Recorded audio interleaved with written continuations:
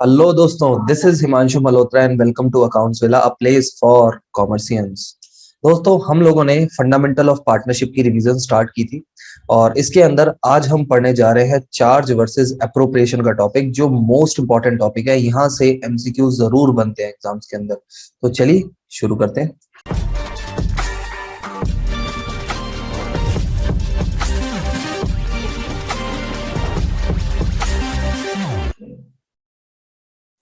ठीक है बच्चों, अब ये टॉपिक हमारा लास्ट है, चार्ज वर्सेस एप्रोप्रिएशन। इसका लास्ट बेसिक टॉपिक है। इसके बाद P and L appropriation, then guarantee और फिर पास्ट एडजस्टमेंट, और ये चैप्टर वाइंड अप हो जाएगा। देखिए, charge versus appropriation basically topic कहता क्या है उसको मैं थोड़ा सा पहले आपको समझा देता हूँ, उसके बाद फिर आगे बढ़ते हैं। देखिए, charge versus appropriation topic basically ये कहता है, चार्ज वर्सेस एप्रोप्रिएशन। सबसे पहले तो इन दोनों का मतलब समझ लेते हैं।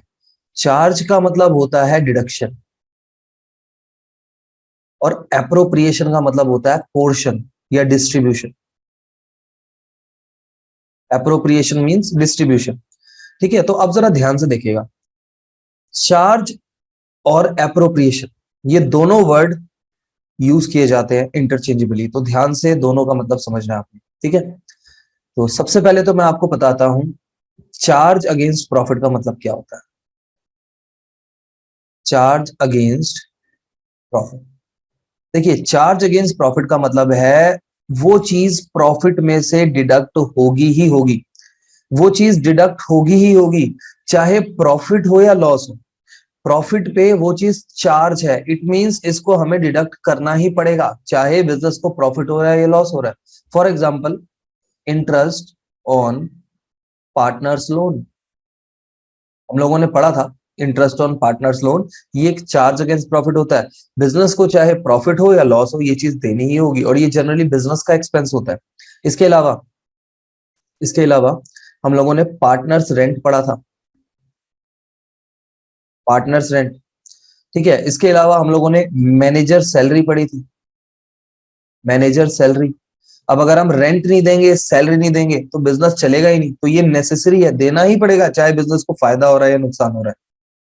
ठीक है, ऐसे ही अब हम बात करते हैं एप्रोप्रिएशन ऑफ प्रॉफिट की। एप्रोप्रिएशन का मतलब क्या होता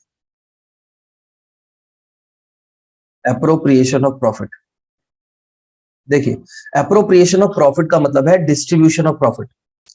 तो एप्रोप्रिएशन की कौन कौन सी आइटम्स होती हैं? एक होती है partners interest on capital, partner का इंटरेस्ट ऑन कैपिटल, पार्टनर की सैलरी, कमीशन, ये एप्रोप्रिएशन ऑफ प्रॉफिट होते हैं। और रिजर्व को भी मैं एक तरीके से ये बोल देता हूं, एप्रोप्रिएशन ऑफ प्रॉफिट। रिजर्व की तो डेफिनेशन में यही है, reserve is an appropriation of profit. तो अब देखिए, ये सारी चीजें प्रॉफिट, एप्रोप्रिएशन ऑफ प्रॉफिट होती है। मतलब अगर प्रॉफिट होगा तो देंगे, नहीं तो नहीं देंगे। लॉस के केस में ये चीजें प्रोवाइड नहीं होंगी। ठीक है, अब प्रॉब्लम ये आती है, अब इसमें तीन चीजें हैं जो मेन प्रॉब्लम क्रिएट करती हैं। देखिए, अब जरा ध्यान से देखिएगा। Appropriation means division of profit, distribution of profit या सब डिवीजन ऑफ प्रॉफिट बोल सकते हैं। तो ये चीजें हम तभी प्रोवाइड करेंगे जब हमें सफिशिएंट प्रॉफिट होगा, अदरवाइज ये प्रोवाइड नहीं करेंगे। ठीक है, अब प्रॉब्लम ये आती है, यहाँ पे थ्री केसेस पॉसिबल है। पहला, first case, in case of loss, अगर हमें लॉस हो रहा है बिजनेस में, तो ना हम पार्टनर को इंटरेस्ट ऑन कैपिटल देंगे, ना सैलरी देंगे, ना कमीशन देंगे, कुछ भी नहीं देंगे। ठीक है, तो interest on capital, salary, commission कुछ भी अलाउड नहीं है पार्टनर को देना। सैलरी, कमीशन कुछ भी पार्टनर को हम नहीं देंगे, नॉट अलाउड, अगर बिजनेस को लॉस हो रहा है तो। Point number second, in case of sufficient profit, अगर बिजनेस को बहुत सारा प्रॉफिट हो रहा है, सफिशिएंट प्रॉफिट है, तो उस केस में ये फुली अलाउड है, पूरा पूरा अमाउंट प्रोवाइड कर देंगे, फुली अलाउड। सैलरी देनी हो तो जितनी सैलरी बनती है दे दो, इंटरेस्ट देना हो जितना इंटरेस्ट बनता है दे दो, कमीशन देनी हो जितनी कमीशन बनती है दे दो। अब यहाँ पे थर्ड केस एक और आता है, in case of insufficient profit.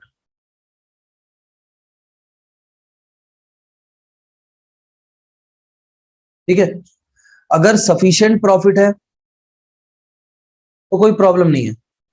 अगर सफिशिएंट प्रॉफिट है तो पूरा का पूरा अमाउंट अलाउ करेंगे, लेकिन अगर इनसफिशिएंट प्रॉफिट है तो उस केस में हमें एक स्पेसिफिक रेशियो बनानी पड़ती है, और उस रेशियो के अंदर हम इंटरेस्ट और सैलरी या कमीशन प्रोवाइड करते हैं, अगर इनसफिशिएंट प्रॉफिट है तो। और यहीं से क्वेश्चन एग्जाम में आता है, ठीक है। तो इस टॉपिक का अगर क्वेश्चन आएगा तो यहीं से एग्जाम में आएगा।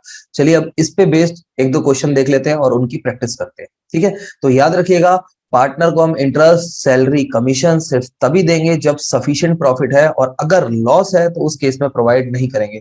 और अगर इनसफिशिएंट प्रॉफिट है तो उस केस में एक स्पेसिफिक रेशियो बना के हम ये प्रोवाइड करेंगे। अब स्पेसिफिक रेशियो कैसे बनाते हैं वो मैं आपको अभी बताता हूँ। चलिए देखिए, चलिए बच्चों देखो, इस पे क्वेश्चन करते हैं। क्वेश्चन कह रहा है X and Y are partner sharing profit and loss in the ratio 2:3। X Y partner है और इनका रेशियो 2:3 है। कैपिटल है 2 lakh rupees, 1 lakh rupees. Interest provide करना है हमें each of the following cases. इन अल्टरनेटिव केसेस में हमें इंटरेस्ट प्रोवाइड करना है। तो सबसे पहले कह रहा है if partnership deed does not provide interest on capital and profit for the year is 20,000।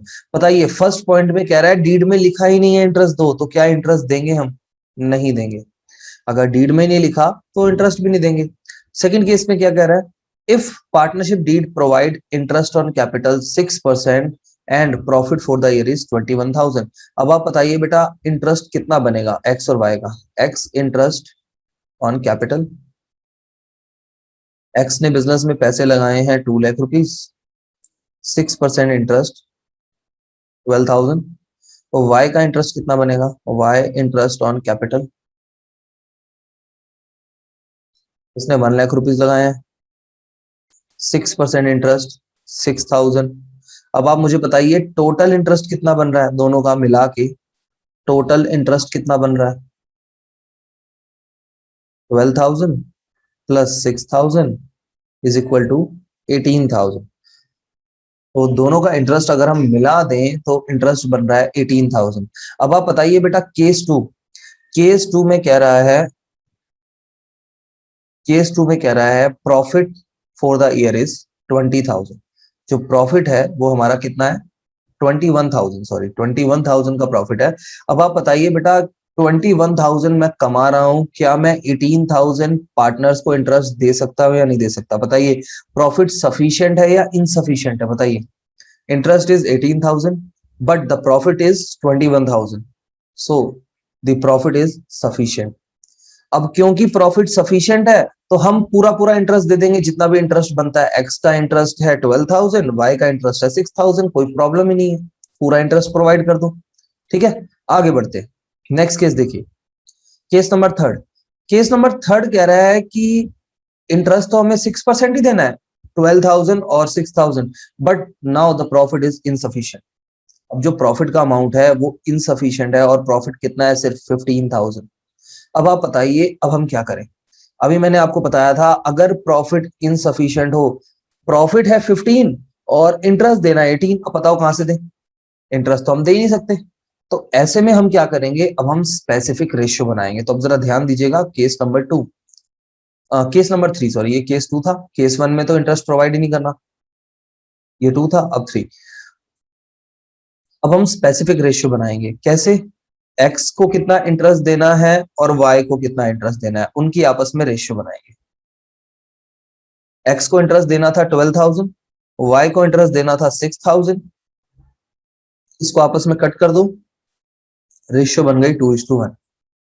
अब आप बताइए, हमने दोनों के इंटरेस्ट की स्पेसिफिक रेशियो बना दी। अब हमारे पास प्रॉफिट है कितना? प्रॉफिट है 15,000। अब हमें इसी 15,000 के प्रॉफिट में काम चलाना है, प्रॉफिट तो इनसफिशिएंट है। तो हमने ये जो रेशियो बनाई है, जो प्रॉफिट गिवन है उसको इस रेशियो में बांट देंगे। तो बताइए एक्स को इंटरेस्ट ऑन कैपिटल कितना मिलेगा और वाई को कितना मिलेगा? Interest on capital. तो अब आप देखिए, वो जो 15,000 का प्रॉफिट था, ये जो हमने इंटरेस्ट की रेशियो बनाई, इसमें बांट दो, 2/3 इसको और 1/3 वाई को,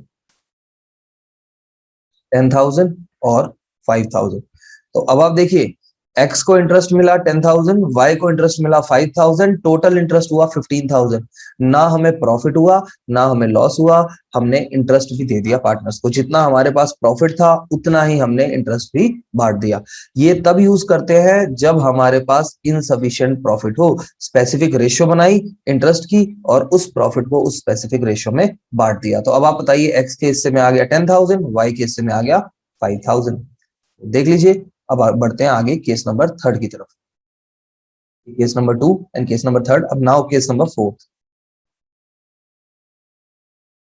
चलिए नेक्स्ट केस देखते हैं, केस नंबर 4।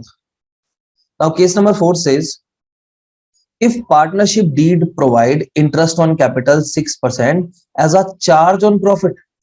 अब बेटा जरा ध्यान से देखिएगा, यहाँ पे कह रहा है हम इंटरेस्ट को चार्ज मान रहे हैं, चार्ज ऑन प्रॉफिट मान रहे हैं। अब मैंने आपको बताया था चार्ज अगेंस्ट प्रॉफिट का मतलब है हमें नहीं देखना प्रॉफिट है या लॉस है, हमें उस चीज को डिडक्ट कर देना है, हमें उसको चार्ज कर देना है। और प्रॉफिट हमें कितना दिया हुआ है, प्रॉफिट दिया हुआ है 5,000। अब आप बताइए इस केस में, केस 4 में क्वेश्चन सेज इंटरेस्ट को एज अ चार्ज मान लो। चार्ज मान लो मतलब आपको पूरा पूरा अमाउंट प्रोवाइड करना है। तो देखिए केस नंबर 4, इस केस में हम टोटल इंटरेस्ट जितना भी बन रहा है फुल अमाउंट इंटरेस्ट का प्रोवाइड कर देंगे। इंटरेस्ट ऑन कैपिटल कितना कितना इंटरेस्ट बन रहा था, इंटरेस्ट का जो अमाउंट आ रहा था, एक्स का आ रहा था 12,000 और वाई का आ रहा था 6,000। इस केस में तो टोटल इंटरेस्ट प्रोवाइड करना है, हमें कुछ नहीं देखना कम या ज्यादा।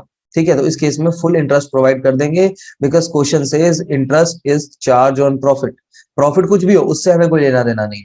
ठीक है, तो एप्रोप्रिएशन है तो वो 3 रूल लगेंगे। अगर प्रॉफिट है तो फुल दो, लॉस है तो मत दो, और इनसफिशिएंट प्रॉफिट है तो जुगाड़ बना के दो, एक स्पेसिफिक रेशियो बना के दो। लेकिन अगर हमें बिजनेस में ये बोल दिया जाए इसको एज अ चार्ज मान लो, तो फिर हमें ना प्रॉफिट देखना है ना लॉस, फुल अमाउंट प्रोवाइड करता है। तो ये है हमारा इसका टॉपिक। अब एक लास्ट पास, एक सिंपल सा लास्ट पार्ट केस 5 है वो करते हैं।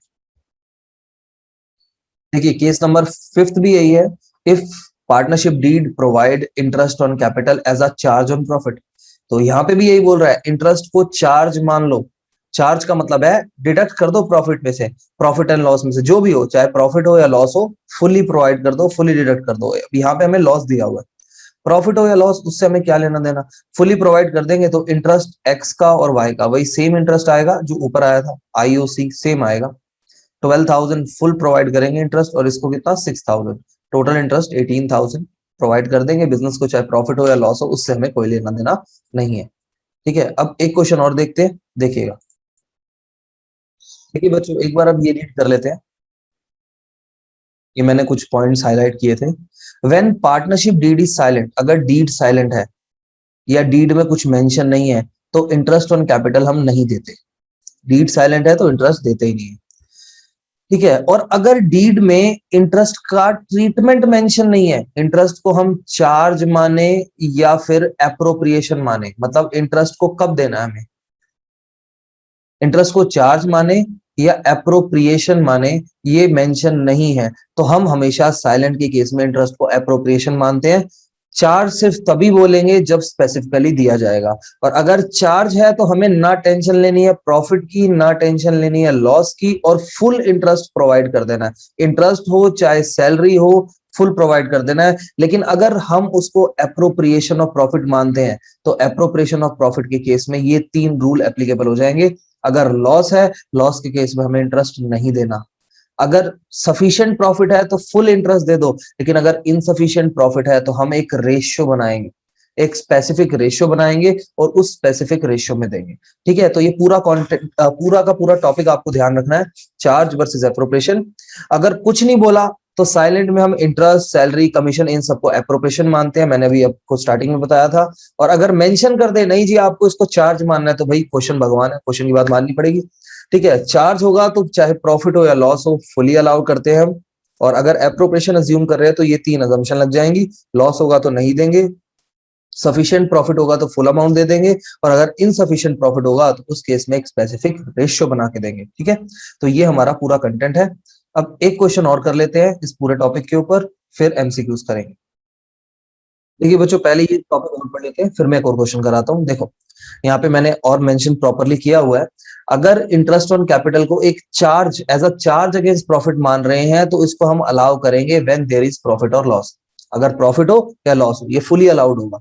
और हाँ, इस केस में जरा ध्यान दीजिएगा, अगर हम किसी भी चीज को चार्ज अगेंस्ट प्रॉफिट लेते हैं, कोई भी हो, अगर चार्ज अगेंस्ट प्रॉफिट मानते हैं उसको, तो उसको हम पी एंड एल अकाउंट में डेबिट करेंगे। और वही अगर एप्रोप्रिएशन मानते हैं, ये मैं प्रॉपर लिखवा देता हूं आपको, अगर हम किसी भी चीज को चार्ज अगेंस्ट प्रॉफिट बोलते हैं, तो उस केस में हम उसको प्रोवाइड करेंगे ही करेंगे, चाहे प्रॉफिट हो या लॉस हो, और उसको डेबिट करेंगे पी एंड एल अकाउंट में। ठीक है, debited to P and L account. और अगर हम उसको एप्रोप्रिएशन मान रहे हैं, appropriation of profit, appropriation of profit, अगर एप्रोप्रिएशन ऑफ प्रॉफिट है, तो उस केस में वो डेबिट होगा P and L appropriation account में। ठीक है, तो एक छोटा सा चार्ट बना लेते हैं, ध्यान देना। IOC, interest on capital, salary, commission. एक छोटा सा चार्ट देख लो।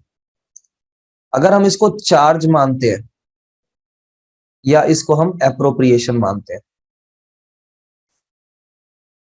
साइलेंट में हमेशा एप्रोप्रिएशन ऑफ प्रॉफिट ही माना जाता है। चार्ज अगेंस्ट प्रॉफिट तब मानते हैं जब क्वेश्चन में स्पेसिफिकली मेंशन हो। ठीक है, मेंशन होगा ये, तभी मानेंगे। चार्ज हो तो fully provide in case of profit और लॉस, चाहे प्रॉफिट हो या लॉस हो, ये फुली प्रोवाइड होगा। और अगर हम इसको एप्रोप्रिएशन मानते हैं, तो उस केस में 3 रूल लगेंगे। अगर लॉस होगा तो नॉट अलाउड, सफिशिएंट प्रॉफिट है तो ये अलाउ है, फुली फुली अलाउड। और अगर इनसफिशिएंट प्रॉफिट है, तो उस केस में इन अ स्पेसिफिक रेशियो, एक स्पेसिफिक रेशियो में अलाउ होगा। ठीक है, चलिए अब एक और क्वेश्चन देखते हैं। देखिए बच्चों, ये क्वेश्चन कर रहे हैं कि सीबीएसई 2014 में आया था question. Anshul, Asha are partner sharing profit and loss in the ratio 3:2। ये एमसीक्यू की कैटेगरी का है, एमसीक्यू की फॉर्म में आ सकता है, बहुत सिंपल है। इनका प्रॉफिट शेयरिंग रेशियो दिया हुआ है। Anshul being a non working partner contribute 8 lakh as her capital. Anshul एक नॉन वर्किंग पार्टनर है, 8 लाख रुपीस लगाता है बिजनेस में। Asha being a working partner and agree to work for the firm. Asha एक वर्किंग पार्टनर है, वर्क करेगी बिजनेस में। पार्टनरशिप डीड में लिखा हुआ है इंटरेस्ट ऑन कैपिटल 5% मिलेगा, and salary every working partner को 2000 रुपीज मिलेगी। नेट प्रॉफिट हमें 32,000 दिया हुआ। अब आप मुझे बताइए, हम रफली कर रहे हैं, इंटरेस्ट ऑन कैपिटल कितना आएगा। इंटरेस्ट ऑन कैपिटल निकल के आएगा, हमें 5% देना है, और कैपिटल लगाई हुई है अंशुल ने 8 लाख रुपीज। 8 लाख रुपीज का 5%, 40,000 रुपीज। सैलरी की बात करें तो सैलरी कितनी आएगी, सैलरी देनी है हमें वर्किंग पार्टनर आशा को 2,000 रुपीज पर मंथ। 12 मंथ्स की कितनी हो गई, 24,000। अब अगर आप इसका टोटल लगाओगे तो टोटल आ रहा है 64।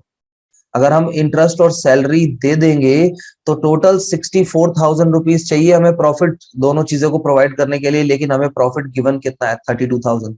अब आप बताइए मुझे, प्रॉफिट इज सफिशिएंट और इनसफिशिएंट। प्रॉफिट है 32, इंटरेस्ट और सैलरी मिला के देना है 64, तो profit is insufficient. Profit is insufficient. अच्छा, यहाँ पे चार्ज, चार्ज तो माना नहीं है, कहीं लिखा नहीं है कि किसी भी चीज को हमें चार्ज मानना है। तो साइलेंट के केस में हम हमेशा अपना एप्रोप्रिएशन, अगर एप्रोप्रिएशन ऑफ प्रॉफिट ही मानते हैं हर एक चीज को। ठीक है जी। हाँ, डीड साइलेंट होगी तो सैलरी नहीं देनी, कमीशन नहीं देनी, कुछ भी नहीं देना। डीड में मेंशन होगा, यहाँ पे मेंशन है, देखो, एज पर दी पार्टनरशिप डीड। पार्टनरशिप डीड में लिखा हुआ है डीड्स प्रोवाइड। चलिए अब आप बताइए, प्रॉफिट इज इनसफिशिएंट। अब क्या करें, प्रॉफिट इनसफिशिएंट है तो अब हमें एक स्पेसिफिक, प्रॉफिट 32,000 है जबकि खर्चा 64 है, तो अब हमें क्या करना पड़ेगा, एक स्पेसिफिक रेशियो बनानी पड़ेगी और प्रॉफिट को उसमें डिस्ट्रीब्यूट करना पड़ेगा। तो आईओसी और सैलरी की रेशियो बनाते हैं। आईओसी है 40,000, सैलरी है 24,000। तो अब इसकी रेशियो बनाइए, इसकी रेशियो बन जाएगी, इनसफिशिएंट है इसीलिए एडजस्ट करना पड़ेगा, रेशियो बनानी पड़ेगी। बनाइए, ये लीजिए 5:3। 8 के टेबल से सीधा गया 5:3। ठीक है, तो 5:3 आया। अब आप बताइए हमें जो प्रॉफिट था हमारा, प्रॉफिट था 32,000। अब इस प्रॉफिट को एज अ इंटरेस्ट और सैलरी डिस्ट्रीब्यूट कर देंगे, ठीक है। तो इंटरेस्ट ऑन कैपिटल कितना आएगा, 32,000 5/8, और सैलरी कितनी आएगी, 32,000 इंटू 3/8। बताइए कितना आ जाएगा, 20,000,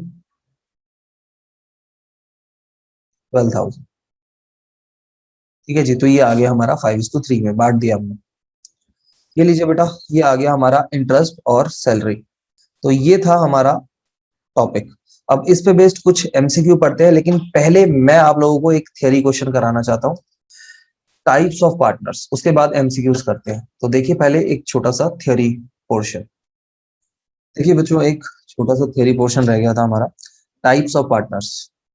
तो पार्टनर कितने टाइप्स के होते हैं ये ध्यान दीजिएगा, और मैंने टू डिफरेंट नेम्स मेंशन किए हुए हैं, जो भी नाम यूज होता है प्रैक्टिकली। तो सबसे पहले एक्टिव पार्टनर, एक्चुअल पार्टनर या ऑस्टेंसिबल पार्टनर, ये कौन होते हैं? वो लोग जो पार्टनर बाय एग्रीमेंट है, मतलब जब पार्टनरशिप डीड बनती है और उसमें जो एग्रीमेंट होता है कौन कौन हमारा पार्टनर होगा, अगर पार्टनर पार्टनर बाय एग्रीमेंट है और जो एक्टिवली पार्टिसिपेट कर रहे हैं बिजनेस के अंदर, तो उनको हम एक्टिव पार्टनर, एक्चुअल पार्टनर या ऑस्टेंसिबल पार्टनर बोलते हैं। दो चीजें, जो पार्टनर बाय डीड है, पार्टनर बाय डीड का मतलब है एग्रीमेंट के साथ पार्टनर बने हुए हैं, लीगली पार्टनर बने हुए हैं और साथ में एक्टिवली पार्टिसिपेट कर रहे हैं, उसको हम बोलते हैं एक्टिव पार्टनर। स्लीपिंग पार्टनर या डॉर्मेंट पार्टनर, ये दोनों वर्ड यूज किए जाते हैं, ध्यान से देखिएगा। स्लीपिंग पार्टनर वो है जो पार्टनर बाय एग्रीमेंट है, मतलब लीगली पार्टनर है, लेकिन वो एक्टिवली पार्टिसिपेट नहीं करते, वो भाई साहब सो रहे हैं आराम से, तो इसलिए उनको नाम दिया हमने स्लीपिंग पार्टनर। ठीक है, बिजनेस के कंडक्ट में पार्टिसिपेट नहीं करते, इसलिए हमने उनको नाम दे दिया स्लीपिंग पार्टनर। नेक्स्ट आता है नॉमिनल पार्टनर। अब नॉमिनल पार्टनर कौन सा है? नॉमिनल पार्टनर, नॉमिनल मतलब नाम मात्र का, मैं इसको ऐसे बोलता हूं, नॉमिनल को याद रखना हो तो नाम मात्र याद रख लो। वो पर्सन जिसने अपना नाम दिया है फर्म को, who lend his name to the firm without any real interest, it is called a nominal partner. तो वो पर्सन जिसने सिर्फ नाम दिया हुआ है अपना यूज करने के लिए, उसको हमने नाम दिया नॉमिनल पार्टनर। ठीक है, नेक्स्ट है पार्टनर्स इन प्रॉफिट ओनली। वो पार्टनर जो सिर्फ प्रॉफिट लेगा, लॉस के लिए लायबल नहीं है, without being liable for the loss, is known as partner for profit only. Generally जो माइनर होता है ना, माइनर मतलब 18 साल से कम वाला, तो उस केस में वो पार्टनर फॉर प्रॉफिट ओनली होता है।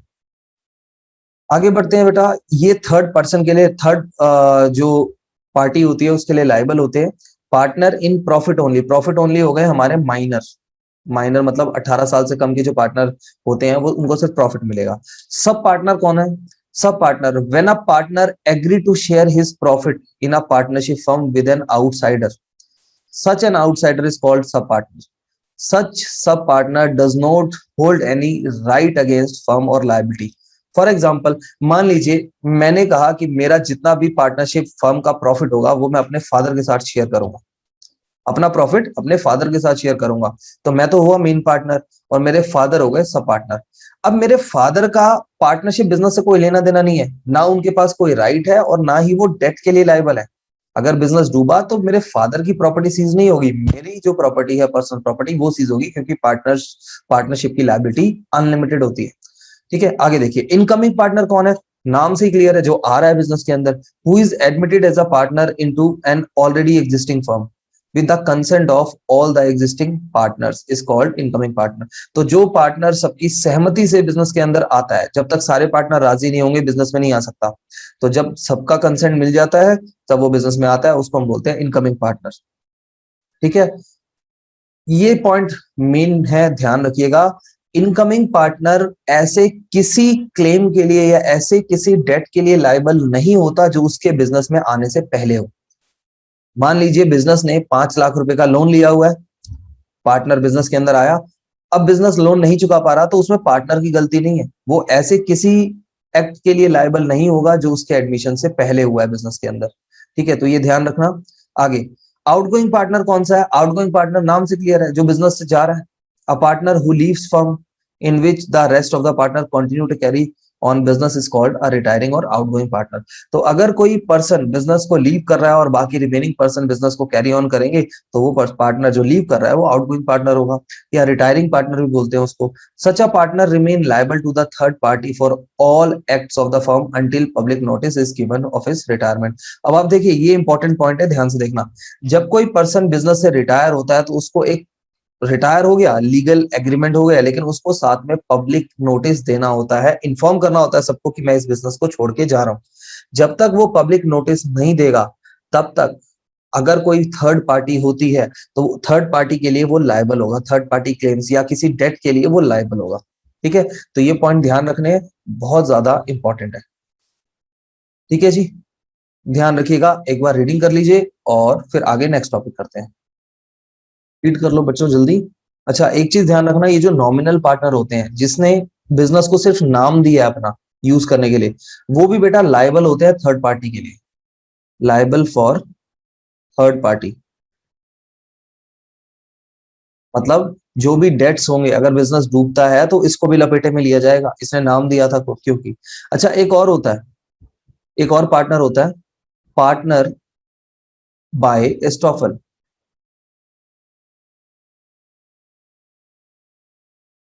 पार्टनर बाय एस्टॉफल, ये भी एक और पार्टनर होता है। देखिए बेटा, पार्टनर बाय एस्टॉफल ये एक और होता है। एस्टॉफल का मतलब है झूठ मूठ से। अगर कोई पर्सन, मान लेते हैं एक छोटा सा एग्जांपल लेते हैं, एक छोटा सा एग्जांपल। मान लीजिए मैंने ऐसे ही किसी एक पर्सन के साथ ऑलरेडी जो बिजनेस के अंदर था,